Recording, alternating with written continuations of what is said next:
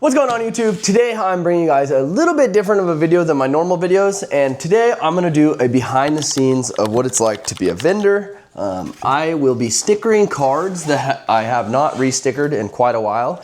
So today I'm gonna be just, going over everything that is a little bit behind the scenes that you might not see normally or know about if you've never obviously vended before, and what you can expect. So I'm going to empty out this entire binder. I'm gonna re-sleeve it and then re-sticker it, and then I'm gonna go through my main ones that go in my case, like the cards the little bigger ones, and then I'm gonna re-look up the prices of those, and yeah. I'm just gonna go through everything, show you guys the process. A lot of this video will be fast forwarded in like some parts that I'm not talking, and right now it is 6:38. So we're starting at 6:38 p.m. We'll see how long this goes until, and it's quite the process, but I mean, you have to do it if you want to be a vendor, if you have a binder, that is.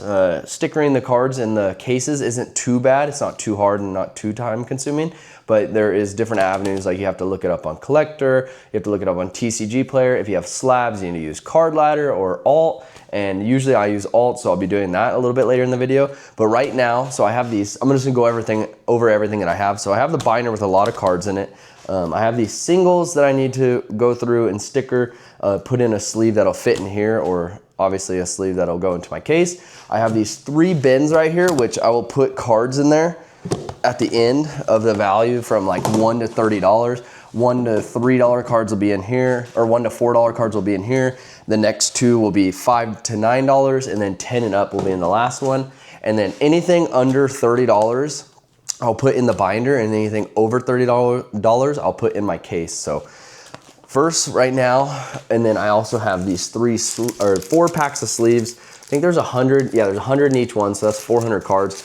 I'm assuming I only have around 400 cards or under, so that won't be too hard. And then I have these stickers, which you can get at like Staples or whatever.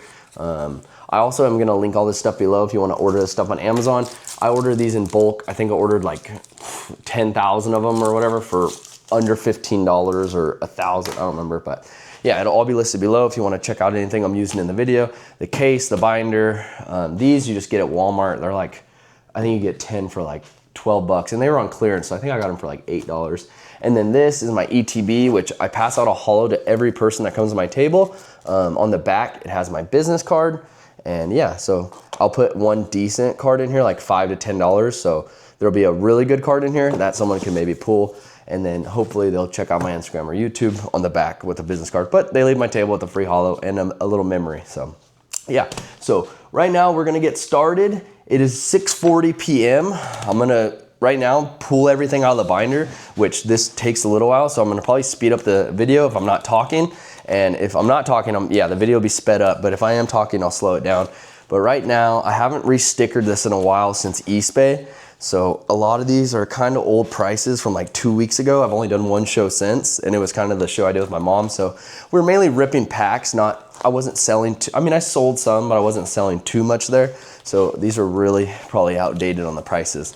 So first I'll pull everything out, and then this, not everyone does this, and you don't have to do this, but I'm gonna re-sleeve everything instead of just putting a sticker over the old sticker.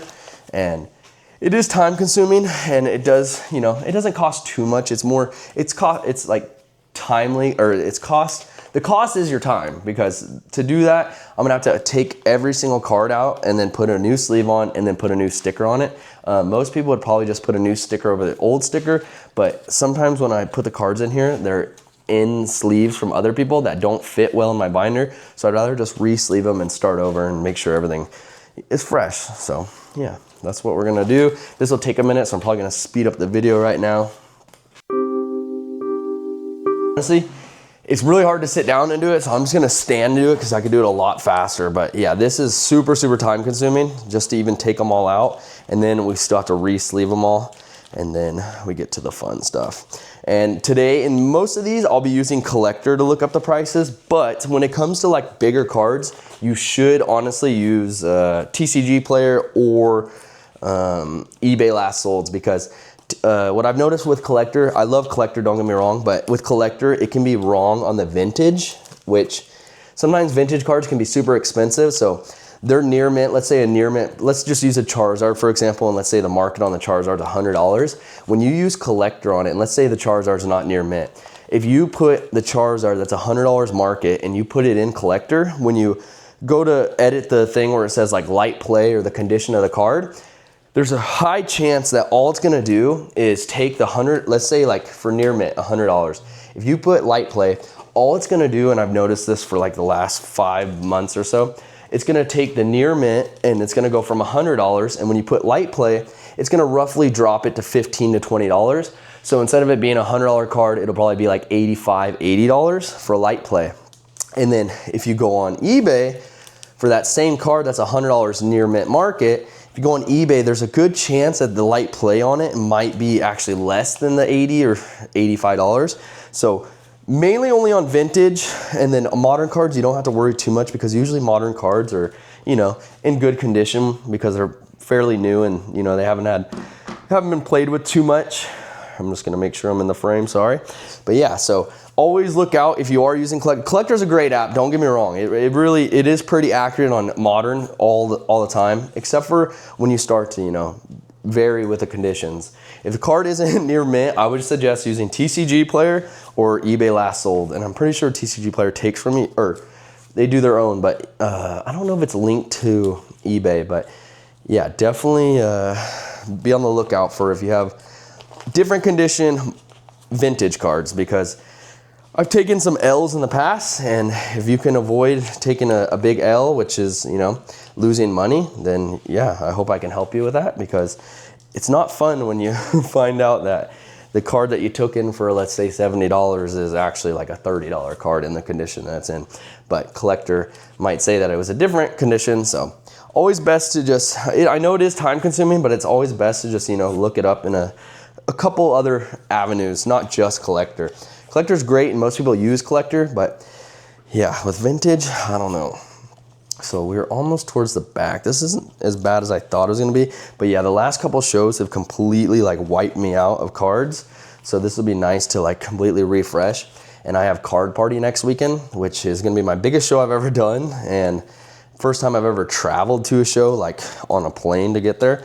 So I'm kind of, you know, excited, but kind of worried because I have to fit my case into my suitcase. I have to take all my cards with me on the plane, and like this binder I'm gonna take on the plane with me.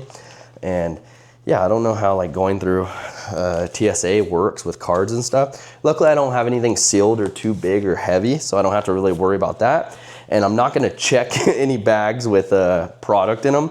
I'm gonna try keeping all my inventory on me at once, because I don't wanna, if you saw George's video yesterday, someone ended up grabbing their suitcase and they had a lot of price or high value worth items in the suitcase, and it was one of those where they wouldn't normally do that, but they decided to, and that one time was enough for it to get stolen. Luckily, spoiler alert, they end up finding the person, the police get involved in everything, and they're able to, you know, get it back. Not everything, but majority of it, so it wasn't the biggest L. So yeah. This will be the first show I'm traveling to, so I'm gonna make sure that I take everything on the plane with me, inventory-wise. And, you know, I'm re-stickering everything, so I don't have to re-sticker it next week. Most of the stuff in the binder, it's under $30, so it doesn't change too much. Maybe a dollar here, a dollar there. Usually I'll just redo the front couple pages because, you know, they're the higher cards that, you know, could change in value over a week span, which today's Friday, so tomorrow will be, I mean, next weekend will be a week from now. So some of the cards could change, but not too much. And yeah, you don't have to do this every time. I haven't done this in a while. That's why I'm wanting to do it. And I kind of want to show you guys, like, you should do this, you know, at least once a month for if you have a binder of cards. Only because you don't want the prices too off when you're selling them. And there's been a few times, so I'm gonna leave these in here because these don't get a sticker, and I don't think I have enough cards to reach this, so I'll move these at the end, because these ones are mainly cards I pass out to the kids, and then these pages right here. So I'll leave those for now, and now we can start re-sleeving.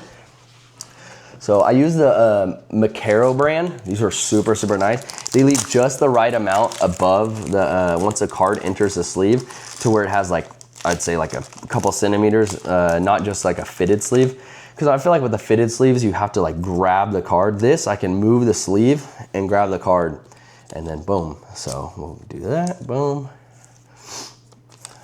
Yeah, I was sick this last week. It was not fun, but luckily I'm over it now. I kind of just have, you know, just allergies, a little sniff, a little sniffing, a little runny nose. Not really runny nose, but just allergies to where my voice is a little crispy. Yeah, this is, sometimes this isn't too bad. Like, it's not really, I enjoy this because I like looking at Pokemon cards, and I just love, like, you know, I'll look at the card and maybe you'll see something you've never seen on it. And then when you're doing this, you kind of learn your inventory. So if someone comes to your table and they're like, do you have the Maractus? I'm like, oh, I remember re-sleeving the Maractus, so yeah. And it's from Black Bolt, so I'll be able to tell them, yeah, the Maractus is in there if someone's like master setting a card or something. And these cards are more like commons that you don't, more like a kind of mid-era commons where you don't see them every day. So a lot of people like that have been in Pokemon for a while, that like the older gens will come, and if they're master setting an old set, you don't usually find those at most tables. So I like to offer those too. And I have 2 more binders that are in my car. I need to go get them out. That kind of just like commons for master sets and stuff. So I'll probably go over those too, but those don't need stickers. They just need rearranged in the binder for like all the spaces that have been taken out from different shows to refill the spaces. You don't want it to be like too, like on the binder I just had, I don't know, I didn't show you guys, my bad, but there was like a lot of spaces that people have bought cards from, and it just looks like the case is empty. So some of these I already don't have to put a sticker on. But yeah, you don't want, like, you turn the page and there's only 2 cards out of this. Oh yeah, this binder real quick, let me show you guys. So this binder, I use this, when you open it, it's a little over 2 foot, so it is wider than the case. But when you're looking at it, you can literally, they're looking at 32 cards at once. I like this binder, I've always loved this binder. It's below if you wanna check it out. This is my second one. I had a black one and now I have a red one. And yeah, I just think it's a really good quality binder. They can look at a lot of cards at once and then, you know, kind of go through it pretty quickly compared to like the 9 page or 18 pages or the 18 slot binder that most people have. That one's kind of like, takes a lot of people a lot longer to go through them because every time they flip the page, they're only seeing 9 cards. This one you're seeing twice as much, so it just, you know, goes a little bit quicker because binders, like honestly, if you're watching this and you're a vendor, binders aren't like the biggest, like money makers, obviously, but a binder could save you at a show if you're having like not the greatest show. And, you know, like not everyone goes to a card show trying to buy a $50+ card out of a case. So if they're not there for a case, some people are there to master set, some people are there to find their favorite Pokemon, variations of their favorite Pokemon. So they'll, you know, want to go through a binder and, you know, find the card they're looking for. And usually in a binder, the cards are, you know, a little less value. So having that, like, another avenue for people to, like, a variety, like the best thing to do at your table is just have variety. Because I've done, and I guess I might sound like a hypocrite, but I've done a couple videos where I say like, I'm gonna go to all 3 cases and then I had this small binder in between me. I did do the only cases thing for a couple of shows and I was miserable. It wasn't fun. Not everyone is just trying to buy a card out of a case.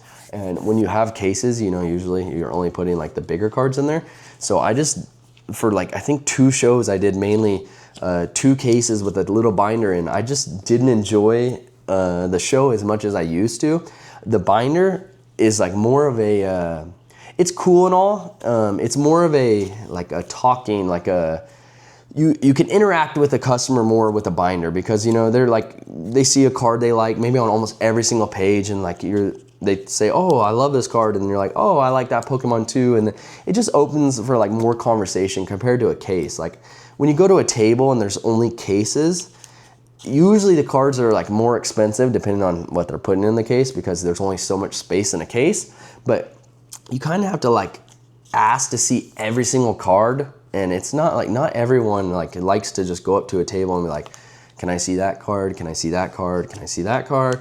It's kind of like, I feel like nerve-wracking for some people because, you know, if they're like, let's say they're extroverts, they don't want to ask to see. They'd rather just go through a binder. And when you're going through a binder, you don't have to talk. You can just look, and if you find a card you want, you can buy the card. You don't have to make conversation. and you don't have to, you know, ask to see a card, or you can just look at multiple cards instead of, you know, waiting at a case. And let's say there's other people at the table, you got to wait for the vendor to be able to be like, here you go, what can I help you, what card do you need to look at? So, you know, just having a binder is like, maybe it's not the greatest. Like some people, you know, if they're into vending, they only want to do cases, and maybe they're only in it to make money. But binders on just, you know, you get a lot more conversations, and you get to like, you know, build like a rapport with your customer, like like a relationship. You could, I promise you, with a binder you could talk to them more, or as long as you have like some decent stuff in the binder, like not just like $1 cards the whole binder. But if you put some decent stuff in a binder, like this Golduck level 47, it's from 2009. Like these, like a Golduck fan comes up and sees this card or needs this for a master set, they're gonna be like, wow, this guy, maybe he knows vintage, like I know vintage because I put it in there. So they're like, oh, I can relate to him because he was probably, I'm thinking as a customer. So like if they come to my table and they see this Golduck, they're gonna be like, multiple of these from this era, they're gonna be like, oh, this guy probably knows his vintage or was into vintage or around the same era as me. And you know, we can kind of bond and connect on that level of like, oh, I grew up with these too. I'm glad you have these because I'm looking for these because this is what I grew up with, and now I'm an adult with money. I kind of want to, like, you know, find the stuff that I liked back when I was a kid, and maybe they lost it, or maybe they, you know, don't have their cards anymore. And it's just so much easier to connect with people. Like these, I think Bronzong Gen 3, Powdon Gen 3, Mantine, I think Gen 2. It's just, this is the stuff I grew up with, so it just makes it so much easier to also sell it, because I could talk about Gen 1 to 3 for like literally the whole show. If someone wants to talk about Gen 1 to 3, I'm your guy. Like I know I played those games so much, it's like a little too much probably, but Gen 1 to 3 is just my like stuff. This is what I love. And then Gen 4 I played quite a bit, which is Sword and Shield, and like it was fun and all, but that's when, or not Sword and Shield, Gen 4 was X and Y. I was becoming a teenager, and I kind of was starting, I played it a lot still, but I started to get out of it a little bit more. And then Gen 5 and Gen 6, I obviously played every Pokemon game, and I bought them all except for like the new ones. But anytime a new generation of Pokemon come out, I always picked up the game, and you know, some packs usually.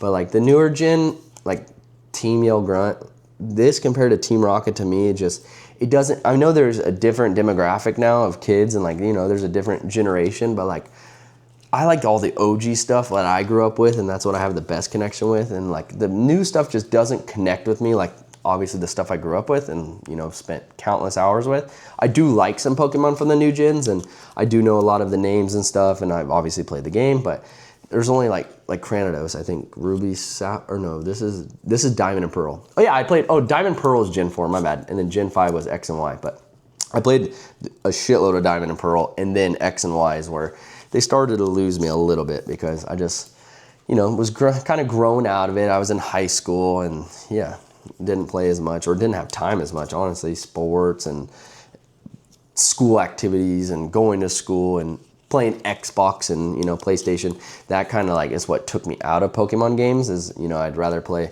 back then I was playing a lot of Call of Duty when I got my first Xbox. I started with Gears of War, and then I went to Call of Duty, and yeah, I kind of, you know, put Pokemon games on the back burner when they got to like towards the end of X and Y, because I just wasn't enjoying it as much anymore. The graphics were getting a little too advanced for me, for my liking.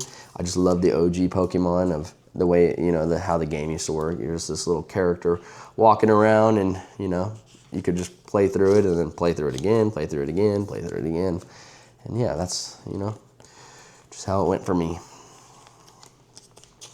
But, oh, what I was mainly saying is just, you know, knowing what you have at your table, like the cards that you have at your table, just makes it so much easier to like talk to customers, interact with customers, know what's at your table, so your customer doesn't have to spend, no one wants to spend 10 minutes going through a binder about hundreds and hundreds of cards looking for a card. If you could just tell them like, hey, I don't have that one in there.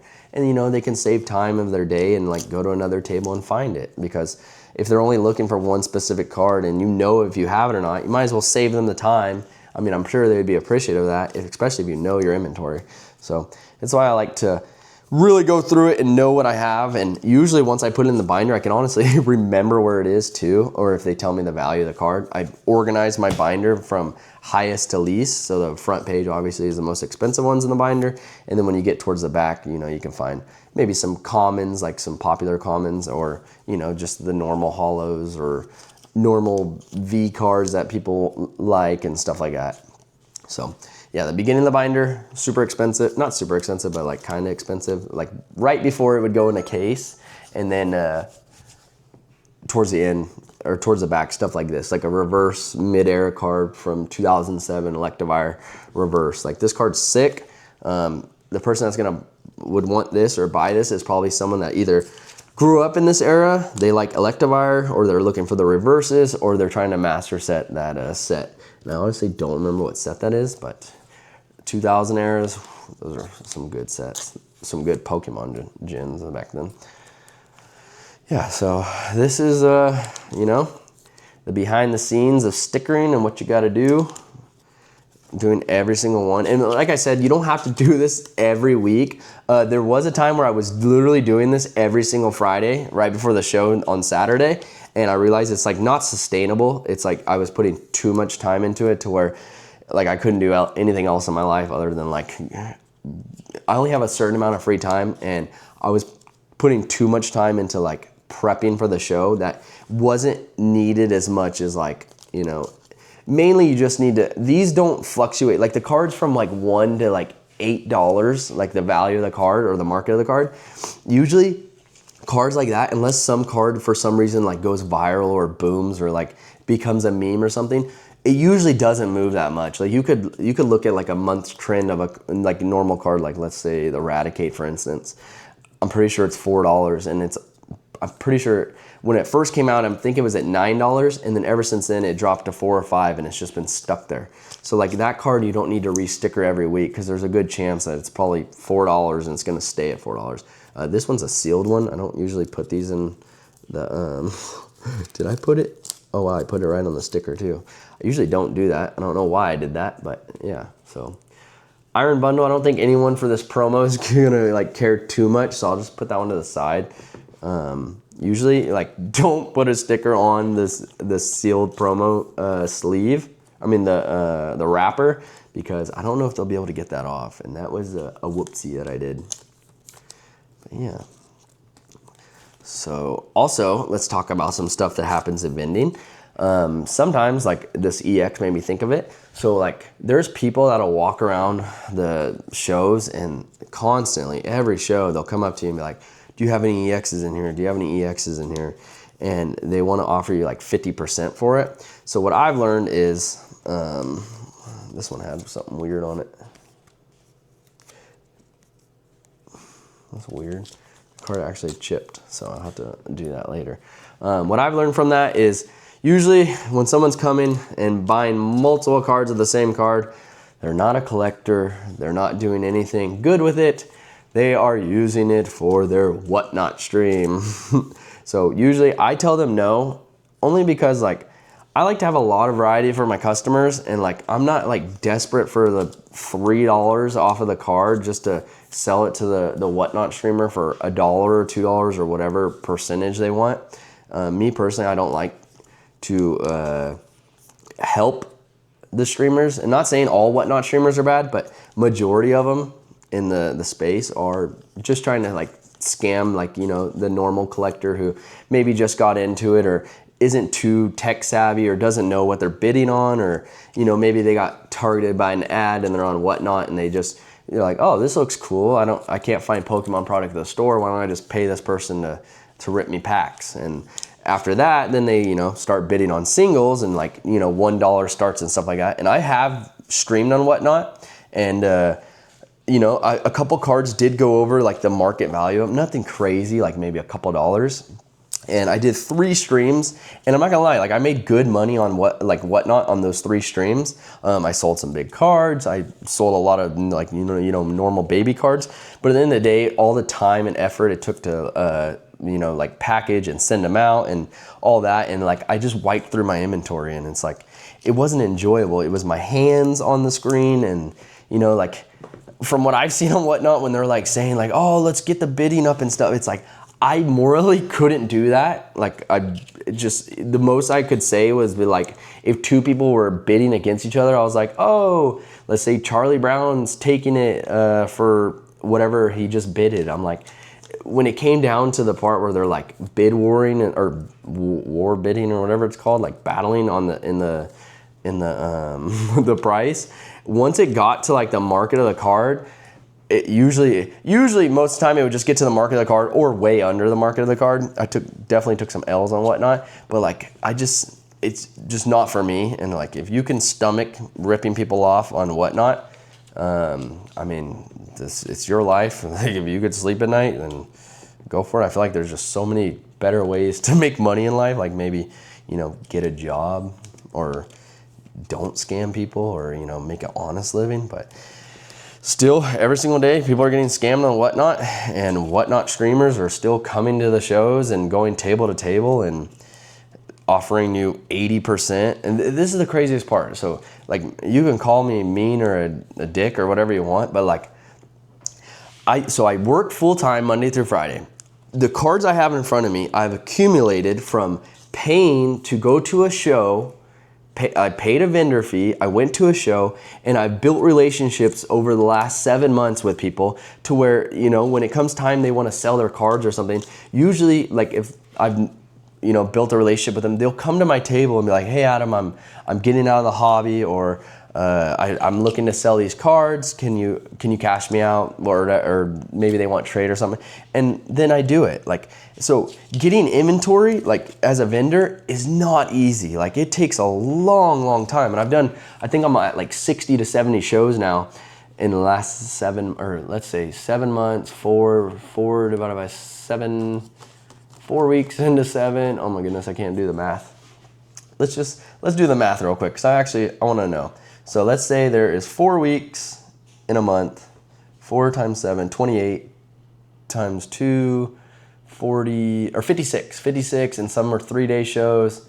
Yeah, so I've done around about 60 shows now. I would say, give or take, because I think I might be at 8 months now. But dropped one. But to build inventory like is not easy, and like you go through inventory. Look, I'm already done with one. You go through inventory so quickly. So I actually find it like super like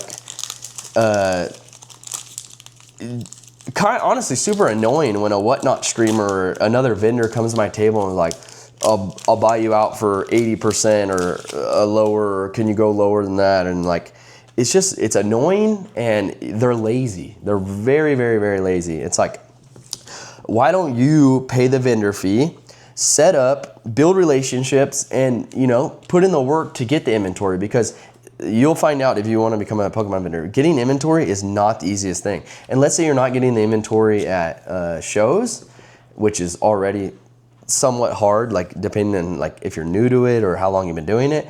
You have to do Facebook deals or like your local swap meets and stuff like that. Like finding inventory for Pokemon vending and like good quality inventory and like getting it like a good percentage, it's not the easiest thing. And like these days, like Facebook deals, they're almost like non-existent. Like some people, like, yeah, if you're willing to buy a whole collection on Facebook, you can get a good deal. But if it comes down to like 1 to 100 or like 50 cards or anything, you're not gonna get any more like getting Facebook deals now is like, if you get a deal off Facebook to get inventory, it's not easy, first of all, but it is a struggle and a lot of time and effort, because everybody wants obviously 100% market on Facebook now, and everyone knows like how to look up cards, and most of the time on Facebook they're not going to be getting. Oh yeah, see this one, Iron Bundle, I did it right. I put it in a sleeve, so we'll put that one right there too. But when it comes to Facebook, most people, like if they want to sell 100%, sometimes they can they can get the 100%, but it might be up there for a while before, unless someone really wants a card. But when it comes to like a binder or collection, sometimes people will go down, but the most you're gonna get on Facebook these days is like 80-85%, like is the lowest someone's possibly gonna go. And which is nice. I mean, not too bad, like 80%, you still have like 20% to make, but usually that comes with buying the small low cards in the lot and stuff like that. So by the time you make your 80% back, sometimes it might not even be worth doing the deal. I mean, unless you really desperately need inventory and you know, your bone dryer, you don't have none. Luckily I built like some amazing relationships in my last, I think maybe I'll say 8 months of vending or 7.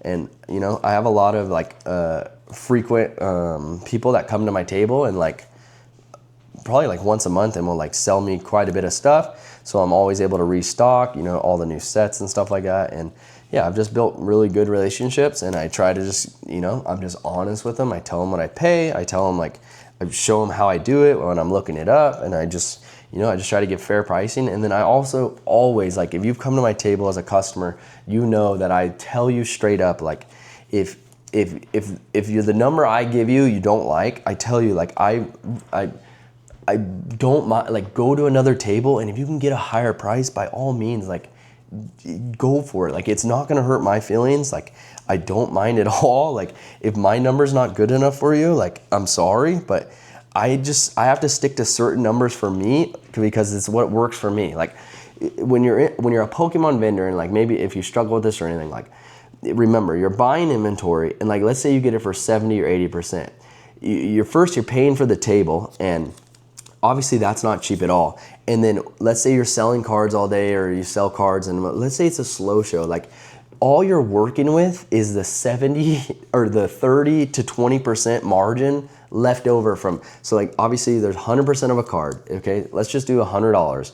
If you get a card for $100, or there's a $100 card, you're buying it for 70% or you're buying it for 80%. If you're buying it for 70%, you're buying it for $70. 80%, you're buying it for $80.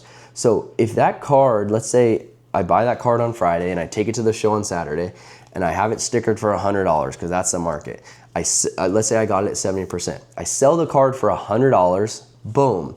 I got my $70 back and I made $30 off the card. Now let's say I bought it for 80%. I sell it for $100, I made $80, which is, I only made $20 off of it because 80%, I paid for the card for $80 into it, sold it for $100, I made $20 off of it. Now let's say I took it in Friday at 80%, or even let's say higher, because some people for some reason go higher than that. They took it in for 85%. There's $15 that they can make off of there, but boom, the show sucks, or no one wants that card, or no one's looking for that card. Guess what? You're $85 into a $100 card, and now you're gonna sit on it for another week. And let's say you aren't doing a show that next week. Like, the card goes down a little bit. Let's say it goes down 5%. Now the card that you paid 80 or 85% for went down $5 in value. So now let's say you were gonna make $15 off the card. Now you're only gonna make $10 off the card, or $15 off the card. Like, it's just, there's so many variables that go into Pokemon, and it, like, you know, when it gets to like the bigger cards, like, they do jump up and down. So it's just the happy median, or that works best for me and like doesn't stress me out or anything, is just, you know, 70%, and that's usually what I offer. If it's something like really good, or like something, a card that I know that I feel like will either sell, or people that want it, or I've sold it multiple times, I can offer a little more than 70%. But most of the time, like, if you want me to take a dollar, sorry, this sleeve is messed up. If you want me to take a dollar, like, you want me to take the cards that are under $10 for 80% or whatever, that's I'm paying $8 for a $10 card, and half the time the customers are gonna ask for $1 off. So I'm hoping I'm gonna make $1 back, and that's not, like, it's just not sustainable in the long run.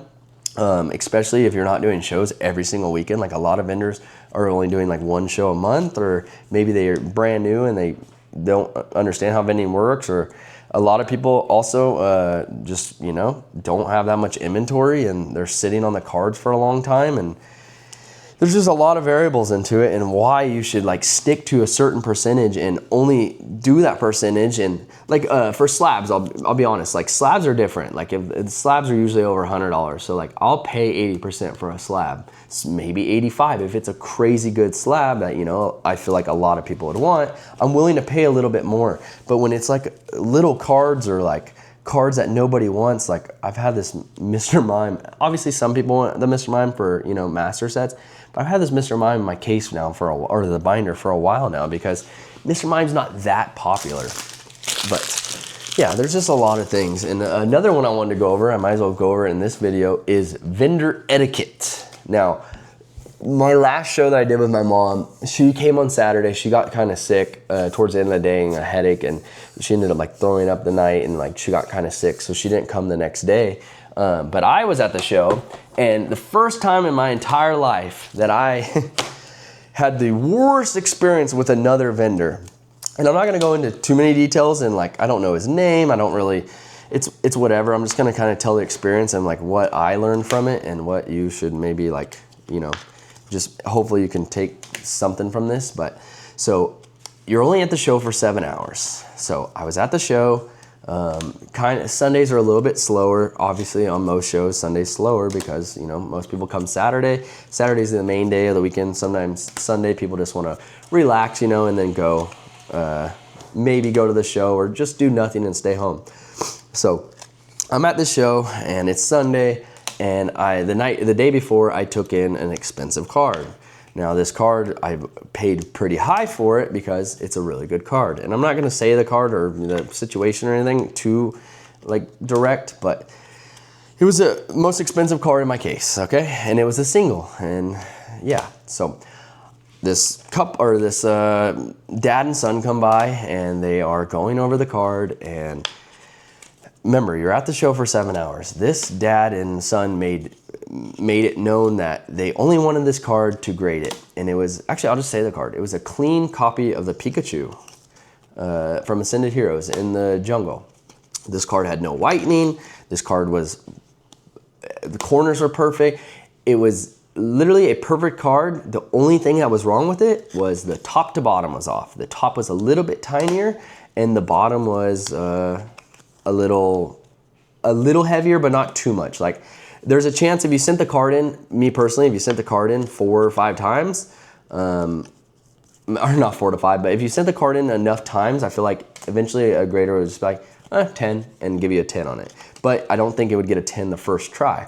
So this son and father come up to me, and they are interested in the card, and they looking at the card, and they're going over the card, and they're like, can I take it out? And I'm like, yes, that's totally fine. Even though that's like risky, but like I don't mind because they seem like they know what they're doing. But they made it known they only wanted to grade the card.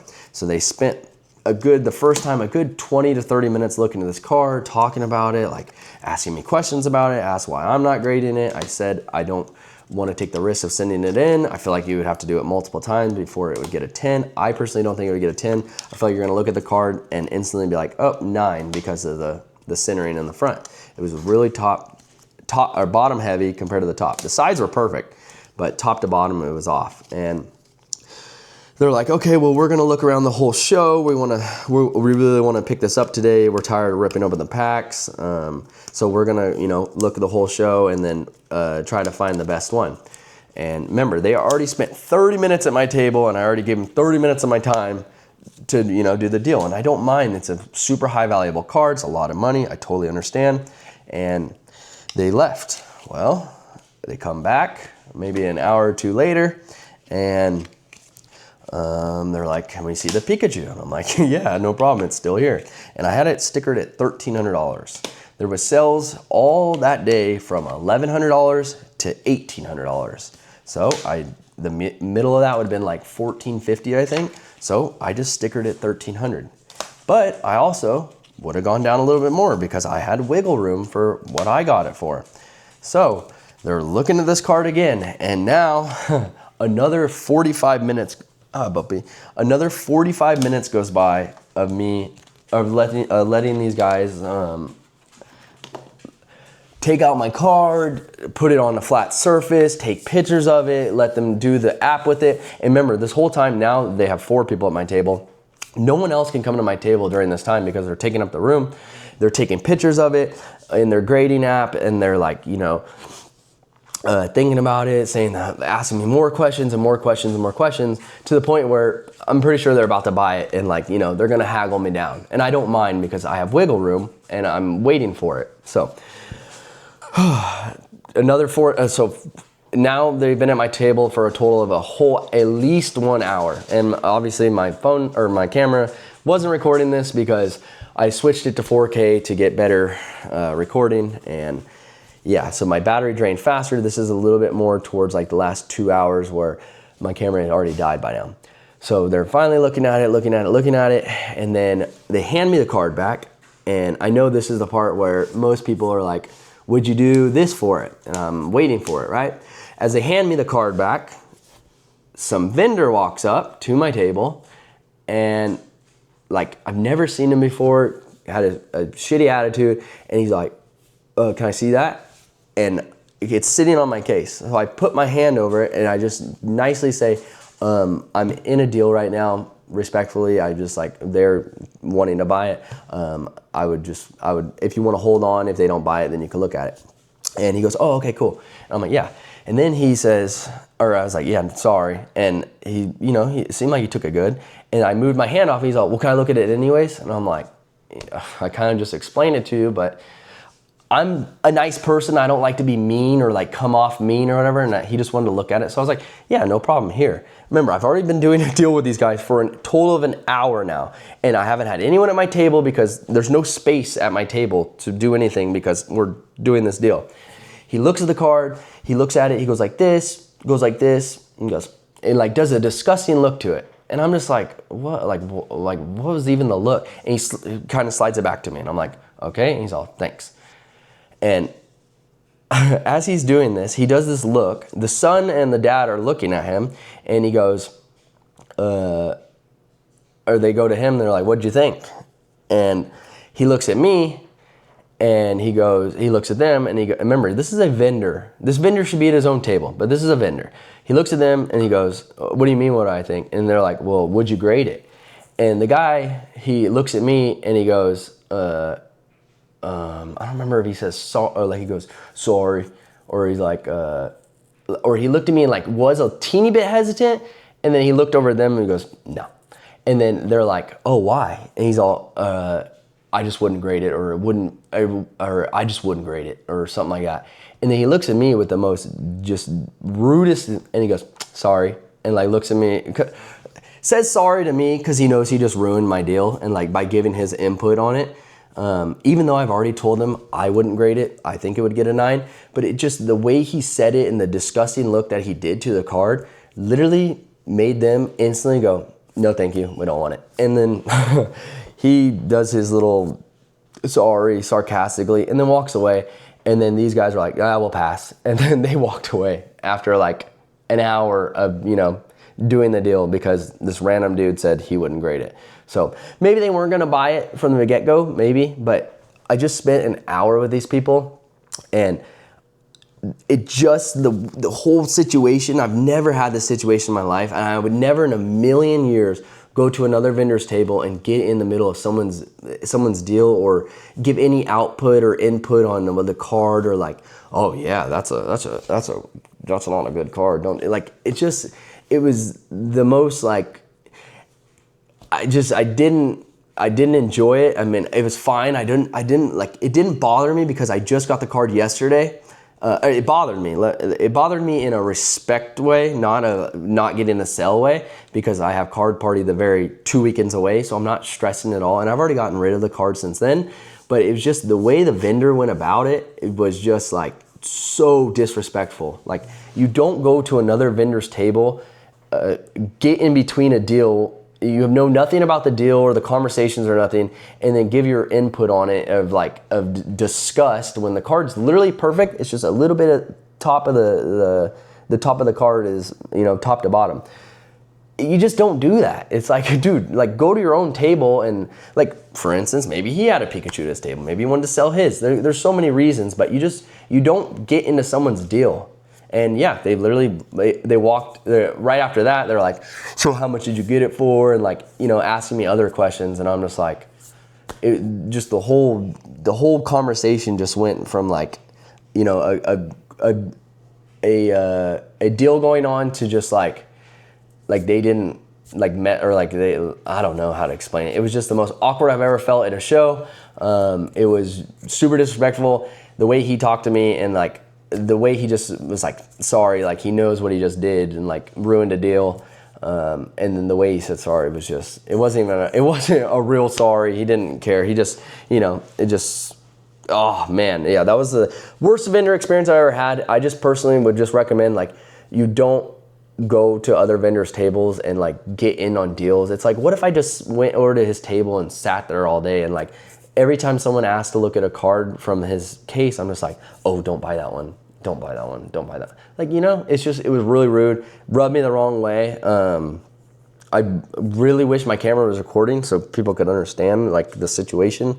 And yeah, it's just, if you're a vendor, why are you like, just stay at your own table? Or like, man, I've never seen him before. Had to have been his first time, and maybe he doesn't know and it's whatever, but yeah, that was the worst experience I've ever had vending. Worst moment I've ever had. And yeah, I was gonna make a video on it just by itself, but obviously I don't have, it's, you know, it always ends up he said, she said. But yeah, it's like vendor etiquette. Like, I just feel like it's common sense to, you know, you don't need to, I've just wasted I'm paying $125 there to be there every day, or to be there that day. And I've wasted an hour of my time now just for nothing, just for someone to give input on it that's not needed, and, you know, just makes them back out. So it's, you know, stuff like that, that's never happened to me. That was the first time, and it rubbed me the wrong way. And me personally, I would never do that to another vendor. And yeah, so yeah, that was my little TED talk. I've, you know, obviously talked to my friends about that one, and obviously I even talked to the host about it, because I just thought it was, you know, pretty just disgusting behavior. And yeah, so now I've re-sleeved every card. Sorry about that, you guys. But oh, actually, so now there's a couple in here that still have like a black sleeve. So let me go to them real quick and let me change that. That one. And we'll take these out. We bought a Team Rockets Radicate, and then a Carmine. Okay, so now is the fun but boring part. Now I get to literally look up every single one of these cards on Collector and find out the price. Oh wait, that's not it. And this stack, boom. This part takes a long time. I'm gonna let the video keep recording, but I am gonna time lapse this, because I'm gonna be on my phone the entire time and not gonna be talking, because this does take a little while. So I'm gonna pause the video, I'm gonna restart it when I'm looking all these up, and yeah, this is gonna go really quickly by, and I do have to go to the bathroom, so I'll go real quick, and then yeah, let's get to it. Okay, so I let my phone charge that whole time we were recording the beginning, so it's at 82%, so it should survive. So now it is 7:27 p.m. I don't remember what time we started at, but now we're gonna do the time lapse. So this is the longest part, is adding everything to a collector. So to do this, I'm going to make a whole new tab, because this is gonna be like going over my monthly inventory kinda, to where I will know all my new Pokemon inventory. So I made one that's called Pokemon Inventory, and I'm gonna add every card to this folder. So then when it comes time to sticker, I just type in the couple letters of the names, and then boom, sticker it, bam, bam, bam, it goes quick. So right now it's kind of just gonna be like inputting all these cards into the collector, and then when it gets to stickering it, you know, you guys will see it in the video, obviously. So this is the most boring part of it, but it's kind of fun because you get to see like what value, or like what your inventory is at price wise. So here we go, let's do it. So boom, favorite that, bam. All right, boom.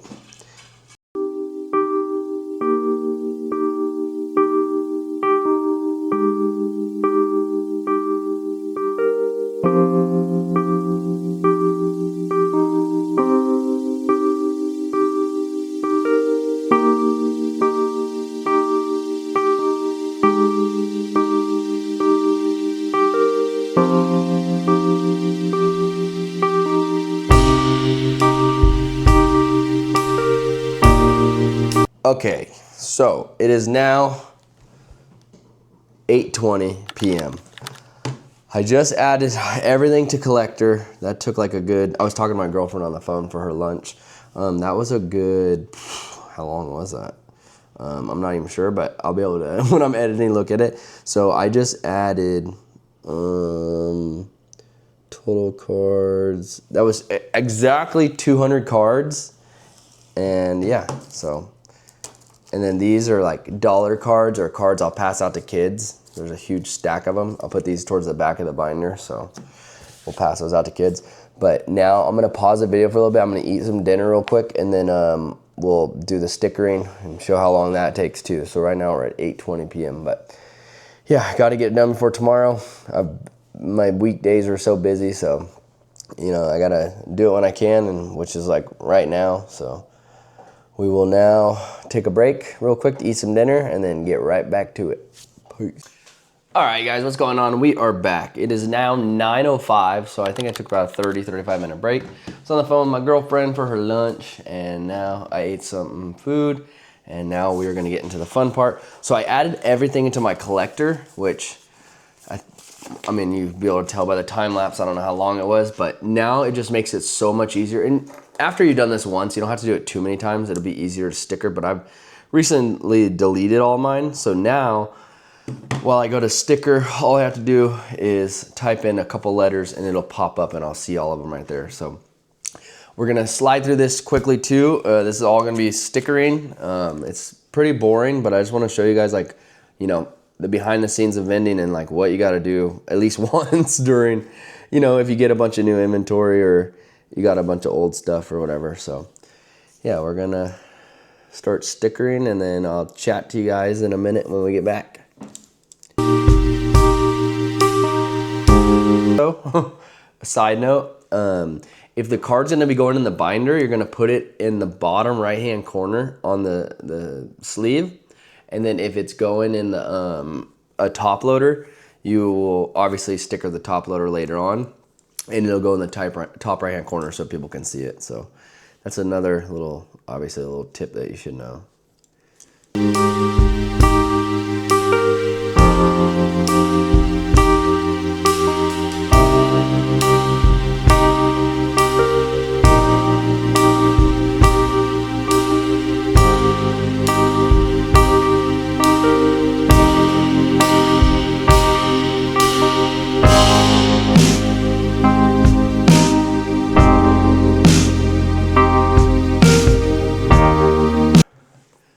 All right, guys, so we just stickered all the cards that are gonna go in the binder.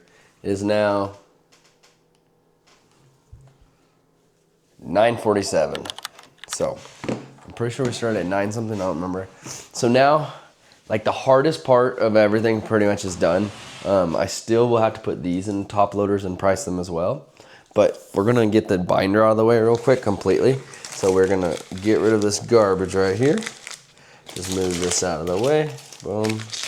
Put the sleeves over here for now.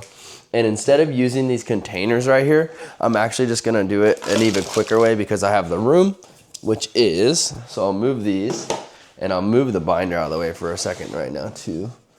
So we'll put that right here. And let me make sure that I'm in the frame. So simple. You could do the containers the way I said I was gonna do it earlier, but when you have this much space, you can also just do it like this. So I'll show you right now. I'll sit down so you can see me a little better, but so I am going to take all 3 stacks of the cards. I have a lot of cards right here, so we'll just go like, oh, they're sliding. And from right here to right here, I'm gonna put them all in order. So $3, $4, $3, $4, here's 5, here's 4, here's 6, here's 5, here's 7, here's 8, here's 11, here's 13, 11, here's 5, 11, 8, 7.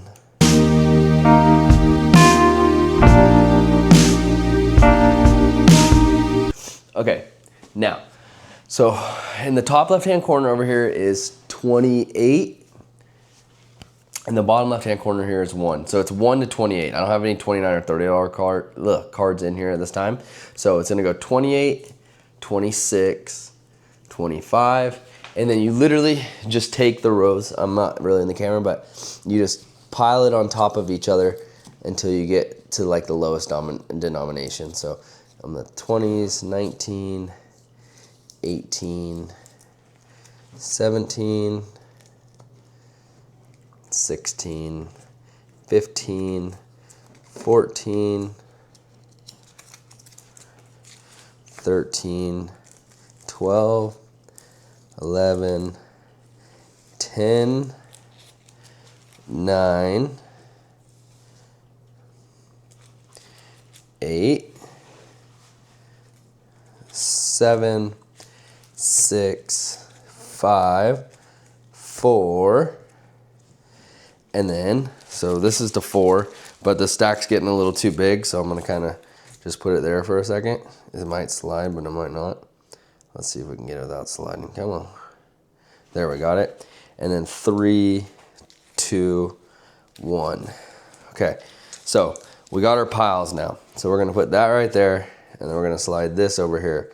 Now, pretty much the hardest part of all of it's done. The rest is like really, really easy. So we're gonna get that so where it won't slide. Come on, don't slide. Come on, go sideways. Yes, we got it for a second. Okay, so now I'm gonna take my binder, and this is so easy. Oh yeah, in the front of my binder, in the left page that goes blank, I have that sitting there so they can see it right away. It says, follow me on Instagram to see my monthly schedule for future shows and to stay connected, subscribe to see yourself in a future video. So now on this, I'm just gonna take this top stack, and I'm just gonna go like this in order from biggest to least. And you don't have to worry about what card's next because it's already in order from biggest to smallest. So you just boom and keep going until you run out. Bam, bam, boom, boom, boom. And this actually is pretty good because this will, however many times you do this, every time someone comes to see your binder, it'll be completely different of like what's in the front, what's in the back. Like they'll never know because you're changing it every time. And then we'll turn the page. Boom. Go over here. Bam. Boom. Boom. This is actually the easiest part of all of it and kind of the funnest because you get to know where stuff is in your binder. Boom, boom, boom, boom, boom. Tomorrow I'll be at a King of Cards, and I'm pretty sure it's in Tracy, California. So pretty excited for that. I'll be carpooling with Stefan, and I'm gonna be taking the GoPro. I don't think he knows yet, but I'm gonna vlog our little commute. I think it'll be fun. First time I've ever rode with somebody, and like not like relied on myself to get there. So we'll see how that goes. And I just switched the Turtwig and the Charizard. There's 4 Charizards on that page, and they're the same price as this Turtwig. So I just switched the order so it looks cooler with them all together. But it's still an order by price, so let's go.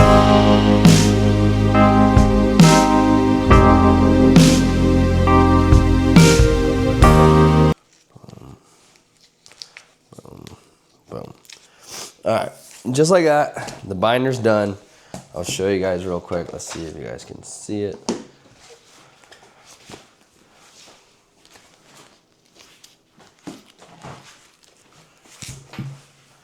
We'll go right here. So the binder.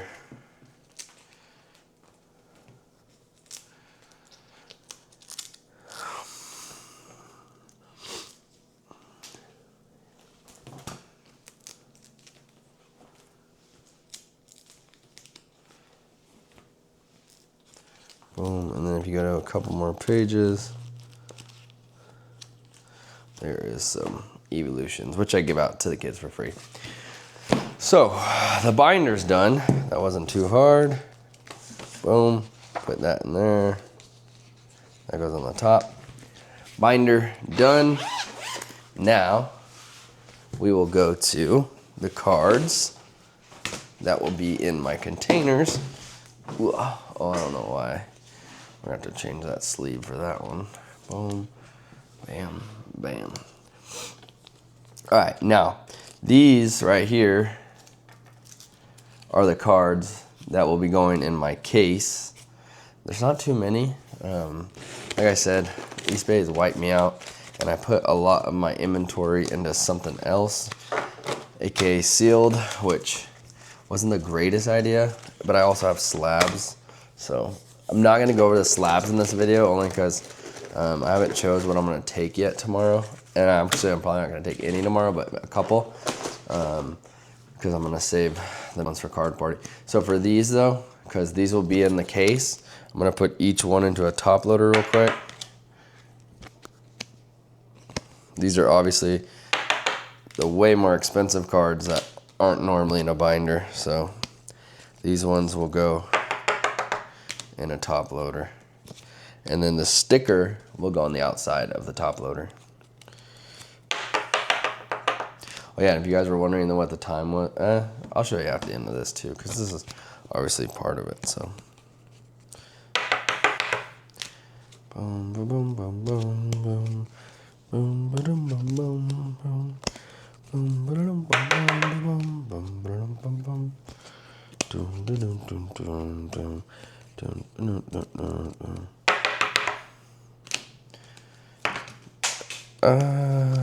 No. Uah! Yeah, that hurts my back so much. I'm not gonna use that one. La la la la la la la la la la la la la.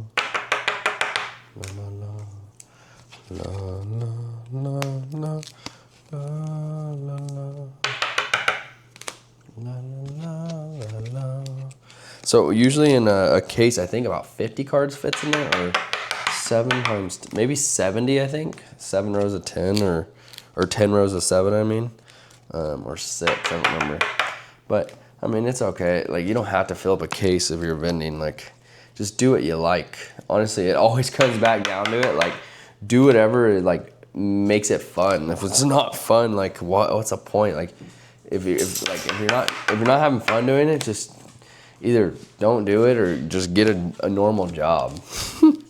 Because, like, I don't know what else to tell you. Like, it's not like I don't know if you understood what I explained earlier, the 20 to 30% margins. Like, ain't much, but it's honest work. Oh, you're thirsty, baby, huh? Whoa, no, you're wet. Wait. Yeah. Oh, she said, you don't want me? Fine. I'll go lay on the couch. Where are you going?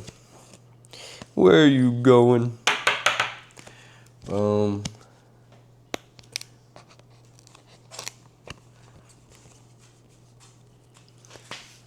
Oh, she did get me all wet. My knee is soaked in water. Gross.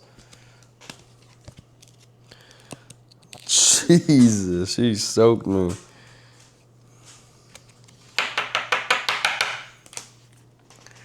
Last one, this is a big one. $280 card. Greninja. I don't know if you guys can see it. If you guys are still watching this far into the video, I appreciate it. I really do. It means a lot to me. Shout out my 3 channel members. Alf's Kitchen, Marlad, and Stefan. Nut Collects. Thank you guys. You guys are the homies, and I really truly appreciate it. Like, I know I say it a lot, but it's just awesome. Like, you want to support me like that, it's just cool. So, shout out you guys.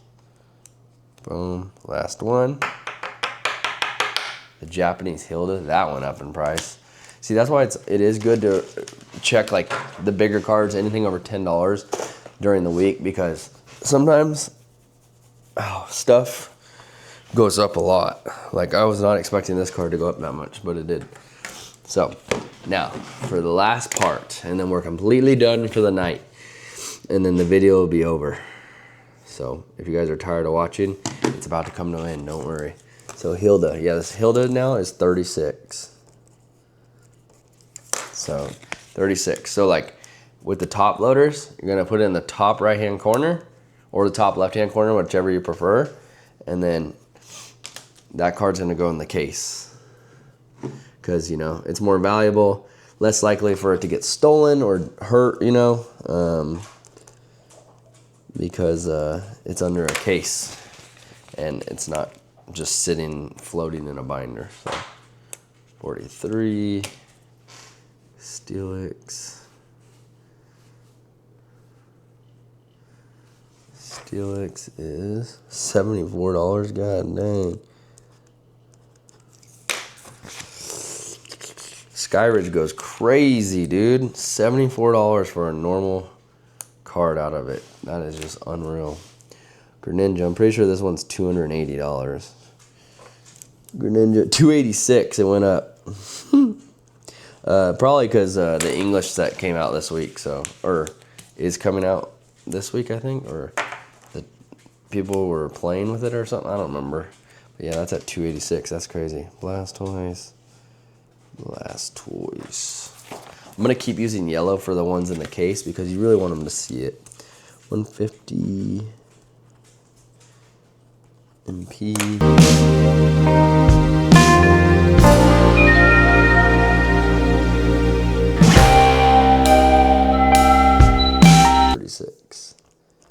36. Boom, boom, boom. And then for the slabs, I only have 2 slabs I'm going to take with me tomorrow. The Ho-Oh Secret Wonders PSA 9, and then the Arceus Ponyta Reverse Shiny Ponyta CGC 9. So I'll take these tomorrow with me. These I comp in the morning for PSA slabs because they're always changing. But the cards that go in the case, you know, they pretty much stay the same.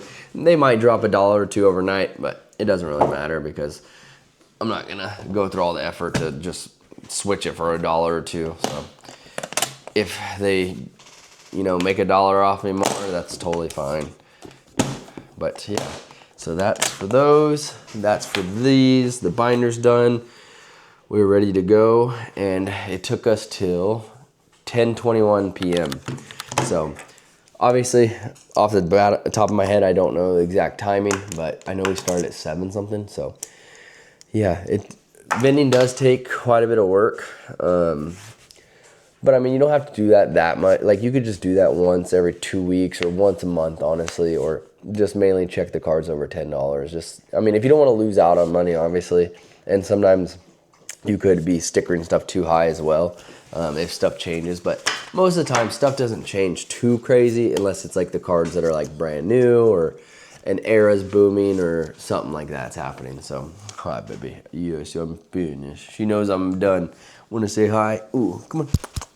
Come up, up, up, up. Yeah, good girl. But yeah, so hope you guys enjoyed the video. I know it's something different, but I kind of just wanted to mix it up a little bit because I know I get a lot of questions about things. So I was like, you know what? Let me just show a little behind the scenes. And a question I got off Instagram: what are some undervalued cards you would like to pick up? Some undervalued cards I'd like to pick up right now are kind of like more niche ones of like cards that like Pokemon that are my favorite right now, where I know it's already sort of expensive, but I still think they're undervalued. Like, there's some cards where I just feel like a card that's undervalued is a card when you look at it and its artwork is just like crazy good, and you just know, like, you know for a fact 5 or 10 years from now the card's gonna be worth a lot of money just because of the artwork, just straight up, just because of how good the artwork looks. And you're like the price now doesn't make sense. Like Scizor EX, for instance, the one from, I think it's Destined Rivals or Obsidian Flames. That Scizor is like, Scizor's goated. Everybody likes Scizor if you're from like my era, the 90s, or like if you were in a Pokemon early, like a Gen 2, you probably like Scizor or just think he's badass. And that card's like $9. It's like that one doesn't make sense to me. There's a lot of other ones off the top. It's hard to think, but It's just those ones where it's like got a crazy artwork. Like even Magby, the Magby that's sitting in the lava, I think that card's pretty cool. It's a couple bucks. Like Numel, I think the artwork for Numel is pretty cool. I just love Gen 1 through 3, so I might be biased, but yeah, there's quite a bit of cards that I think are, you kind of can just, it's one of those ones like when you just look at it, you just can kind of tell like, wow, this card's going to be worth a lot in the future. Just because they are, like the Ninetales from Obsidian Flames, like that card is going to, it's already I think at 30 now, or maybe it's still at 17, I don't know. But that card, give it 5 or 10 years, that Ninetales, people are going to want it. Shout out Dutch. I know he has a whole binder of it. It's crazy. But yeah, there's a lot of cards. But for the undervalued ones right now, for me, I'm trying to get most of the Kabutops and Nidokings that I like because I feel like they're not too expensive. They're expensive, but not too expensive yet. And like the Nidoking from from Destin Rivals, I think that's the most underrated, undervalued card out. It's like 95 bucks, and it easily one of the best artworks to ever come out. I feel like in Pokemon. I'm a Nidoking fan, but that card is sick. That artwork's sick. Giovanni, like if you watch the TV show when you were younger and just like the backstory of Nidoking and Giovanni, it's just that card goes so hard. So that's one of my favorite cards. That's the first PSA 10 I picked up when I started buying slabs. And yeah, thanks for hanging out with me, guys. I hope you guys enjoyed the video. Shout out my channel members once again. I appreciate you guys, and I appreciate everybody that watches my videos and supports. You made it this far. Leave a comment below of anything, honestly, anything Pokemon related, and I'll obviously reply to it. And I really appreciate the comments or the likes or whatever. So yeah, gotta get up in about 7 hours or 8 hours, so I'm probably gonna wind down now and go to bed, and then yeah, we're gonna commute to King of Cards and Tracy tomorrow, and today is May 15th, so you guys will probably see this Sunday or Monday maybe. I'm gonna go out with my dad tomorrow, play some poker, and yeah, and then I have a show Sunday as well. So thank you guys all for watching. Hit the subscribe button if you enjoyed it, and I'll see you guys in the next one. Peace.